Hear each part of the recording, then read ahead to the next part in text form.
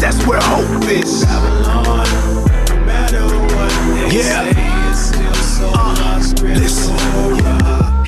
Saying, this is the blood of the testament which God hath enjoined unto you.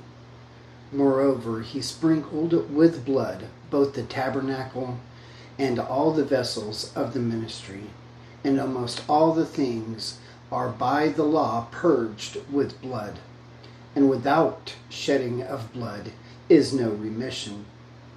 It was therefore necessary that the patterns of things in the heavens should be purified with these, but the heavenly things themselves with better sacrifice than these. For Christ is not entered into the holy places made with hands, which are the figures of the true, but into heaven itself, now to appear in the presence of God for us. That is Hebrews 9:20 through 24. This is Resisting Balaam, a podcast where we seek to encourage the saints to stand firm with him on his word against all of the accusations made by the world, the flesh, and the devil, as we engage the culture of death that demands the sacrifice of our children. I am Callie, and we are working through a series of really short videos dealing with dissenting voices, debates, having honest discussion, and growing through those towards truth. So today, I would like to talk about being triggered or knee-jerk reactions. So with these two phrases and the ideas that go with them, unfortunately, over time, they've come to mean something that I disagree with, and I think run contrary to the original illustration that they're supposed to intimate. So a lot of times now when we say that someone is triggered, the idea that now pops in our head is the past two seasons of Not My President, right? So happens on all sides of the political spectrum, where they both act like snowflakes and point their finger at the other and uncontrollably yell or howl, where they're so beyond any type of rational thought, the only thing they can do is scream out of a reaction. Now, when I say triggered, that is not what I mean, and I'll get into that in a little bit. The other one is knee-jerk reaction. And this has come to mean that you just instantly go off, and generally the thought is that you're jumping to conclusions and that you react poorly or irrationally to some stimulus, so something that's said or done, that the reaction, when you give this knee-jerk reaction, it's embedded in its meaning now is that it's a wrong conclusion, wrong premise, wrong way of processing the data and you're just reacting incorrectly and quickly to something that's either said or done to you. And this too, I think, is unfortunate that that type of baggage now is placed on that phrase, because I don't think that that is an accurate illustration. Because when it comes down to it, I think that these two ideas of being triggered and having a knee-jerk reaction can be good and effective with proper discipline, training, and thinking through things beforehand. So that's the negative connotation of those terms. Let me tell you why I think that those illustrations really say something different. All right, so start with the knee-jerk reaction. The phrase comes from diagnostic tests that are used in the healthcare system, where you know you're going in, getting a physical, and the doctor takes that rubber mallet and bonks you just under your kneecap, and uncontrollably or unconsciously your knee kicks up as a reaction to the stimulus, because the tendon is hit and causes it to tighten, which causes your leg to kick up. So the negative way of looking at it is your leg is reacting uncontrollably, just like you are reacting uncontrollably or unconsciously to the arguments or what's done to you, and you're just reacting uncontrollably or irrationally without conscious. But I tend to look at it this way. If you look at the medical diagnosis, trying to find symptoms of something wrong, where there's a deviation in the mechanics or the workings of the body. The proper response, when the doctor bonks you on the knee, or just under the kneecap and hits the tendon, the proper biological, physiological response to that stimulus is for the tendon to tighten up and your knee to kick. So when you have that, medically speaking, knee-jerk reaction,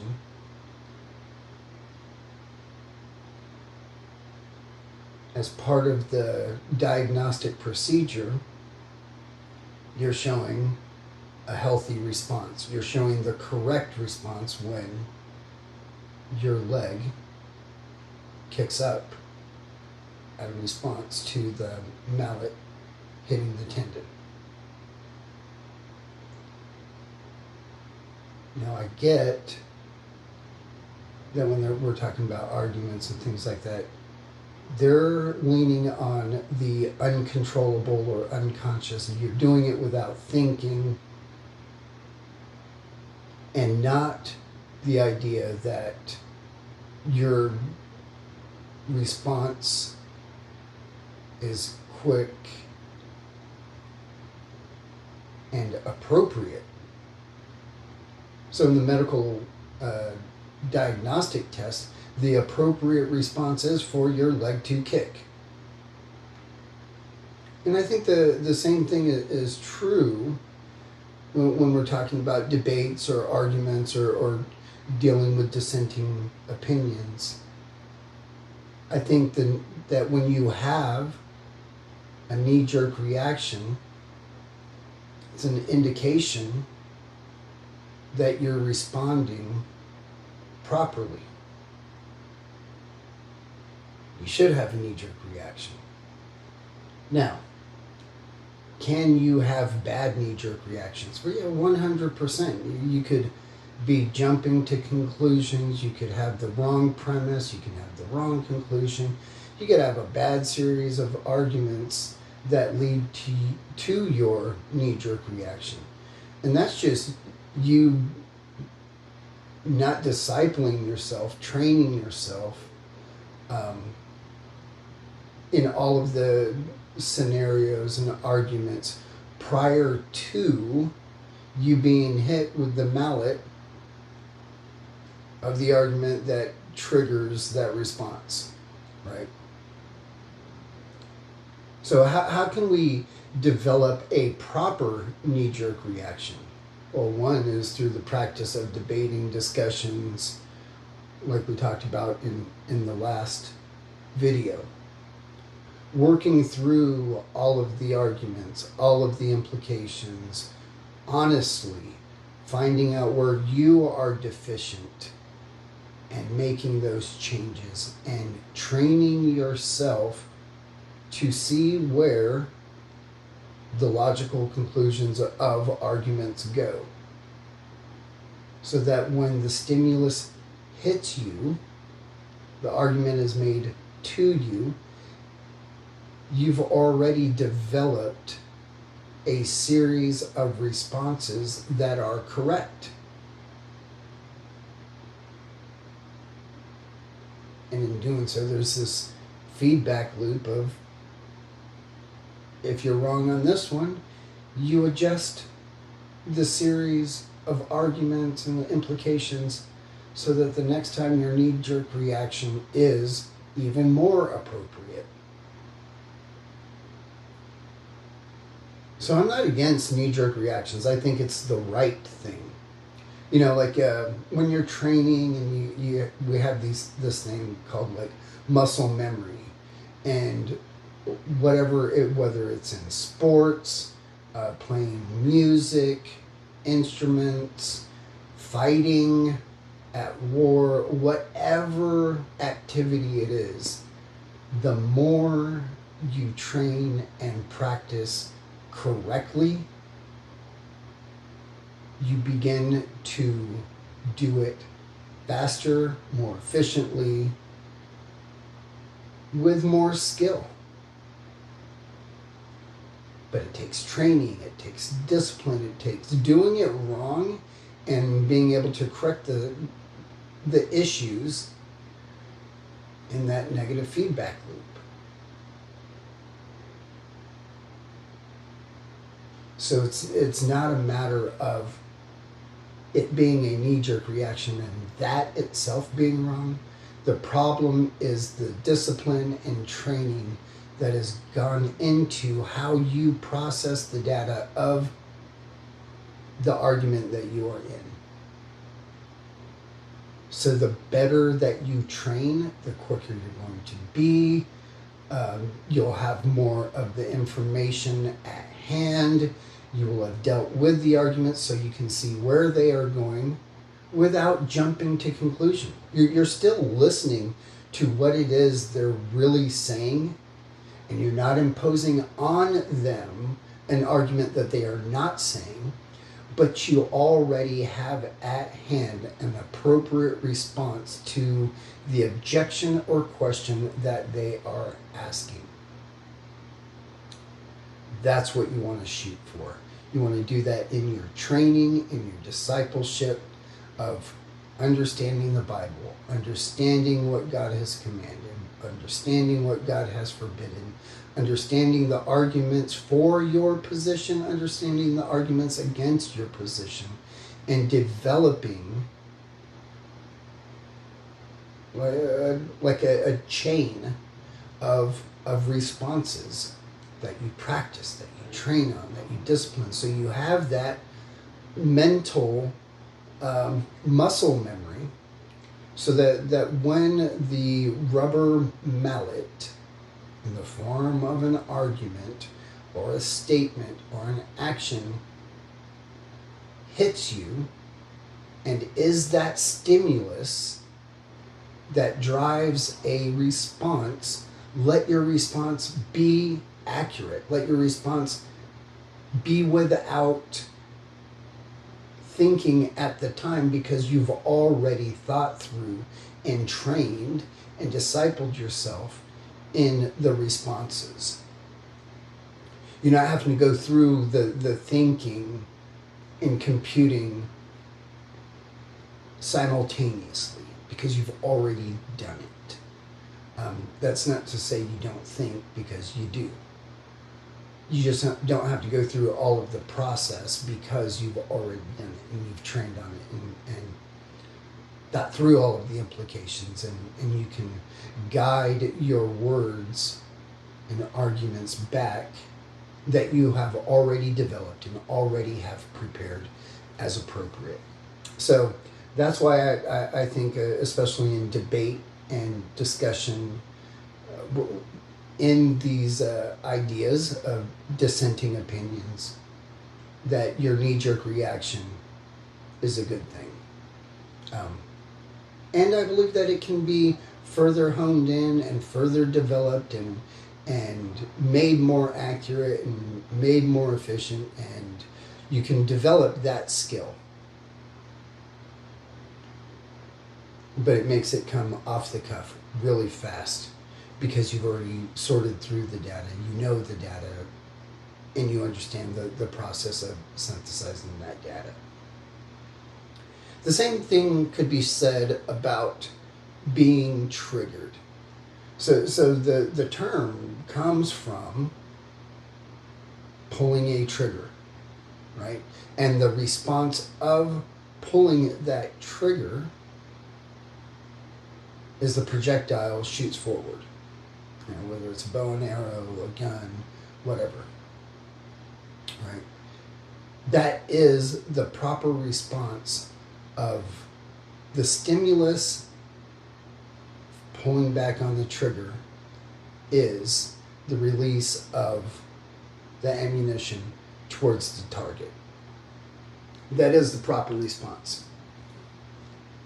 That is not to say that there can't be issues with the mechanisms, right? You can have a faulty firing pin, you can have a faulty trigger, you can have faulty ammunition, you could be aiming in the wrong place. And again, that comes back to maintaining the weapon, maintaining and checking all of the ammunition, training on aiming, so that when the trigger is pulled, you hit the target. And it's not just some feral screaming in the air because you didn't get your way. It's a reaction to stimulus, and it can be effective. It can be the means by which you hit the target. But again, that comes through developing the arguments, developing an understanding of what the objections really are, and not making them up for them, right? Hearing people out over a period of time. What are the real objections that are raised to your position? What are the real questions that are raised against your position?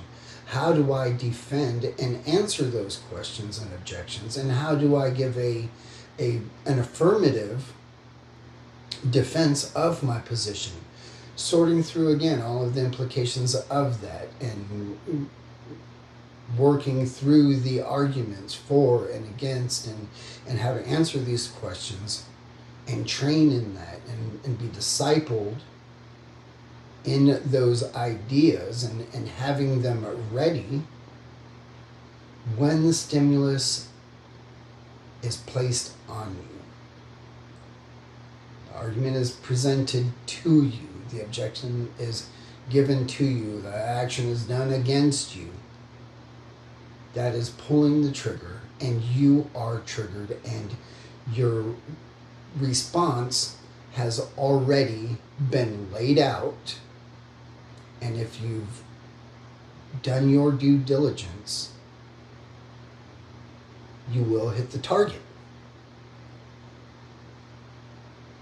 So in that sense, both having a knee-jerk reaction and being triggered are not bad things. They're good things. With the proper training and being discipled, it's a skill that we need to work on. And in doing so, it helps us be more persuasive to win people over to our argument, whether they're the distractors that we're dealing with or the people that are just reading. So I hope that this has been helpful and that it is encouraging for us to get about our business, right? Know what it is that we're talking about. Know all of the arguments, all of the objections and the answers to those objections so that we are ready to give the defense at a moment's notice. So until next time, join the resistance and wield the sword of truth. Our Lord has left us here to navigate through this world as priests in the kingdom of God. Apply the mind of Christ and battle against the culture that hates God and loves death.